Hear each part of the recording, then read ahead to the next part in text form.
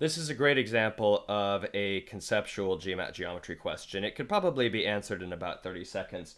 I'm going to take a little bit longer with it than that just because the concept that it's testing is something that is going to be presented in this question in a way that's slightly different from how a lot of the GMAT books present it. So what I'm going to encourage is that you learn both ways to present a 45-45-90 triangle, and I'm going to go through that right now. But let's start by looking at the question. So the perimeter of a certain isosceles right triangle is 16 plus 16 root 2. What is the length of the hypotenuse of the triangle? So the first step here is, okay, look, isosceles right, that's clearly 45-45-90. That's the only isosceles right that exists. And chances are, you've been studying GMAT, you've learned the 45-45-90 triangle in this proportion. 1, 1, square root 2. That's all well and good. Now, the problem is that the GMAT knows that everybody learns it that way. So the GMAT has a tendency to present it in this proportion, where we have an integer value for the hypotenuse. So that would be 1.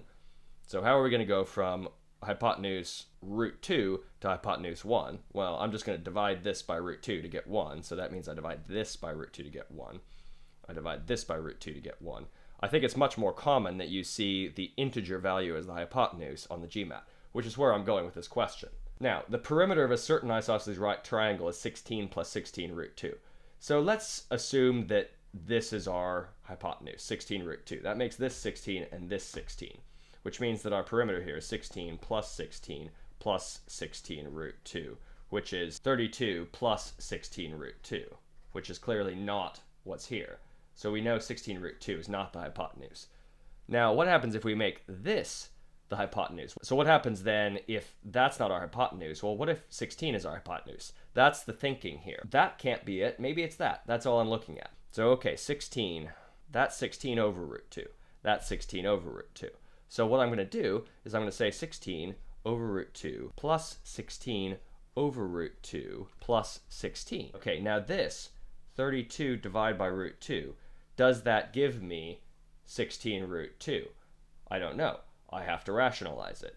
So what I'm going to do, I'm trying to get the square root off the bottom here, so I multiply through by 1, but 1 expressed in such a way that I can eliminate the square root, and that gives me 32 root 2 divided by 2, which, lo and behold, is 16 root 2.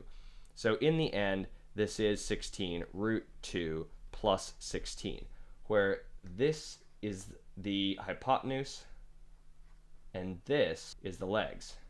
And it all comes basically from doing a little bit of testing, assuming that they might be trying to trick us and make this value the hypotenuse instead, and also understanding the different inversions of the 45-45-90 triangle.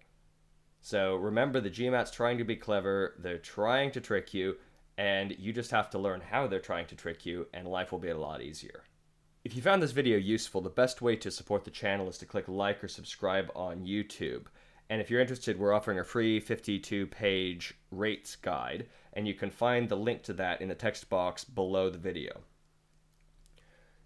And if you're interested in more videos like this, we have some in geometry, we have some in rates, we have different topics. You can click on the link in the top right-hand corner of the video, and that will take you to some more of our videos. Thanks for watching, and I'll see you in the next video.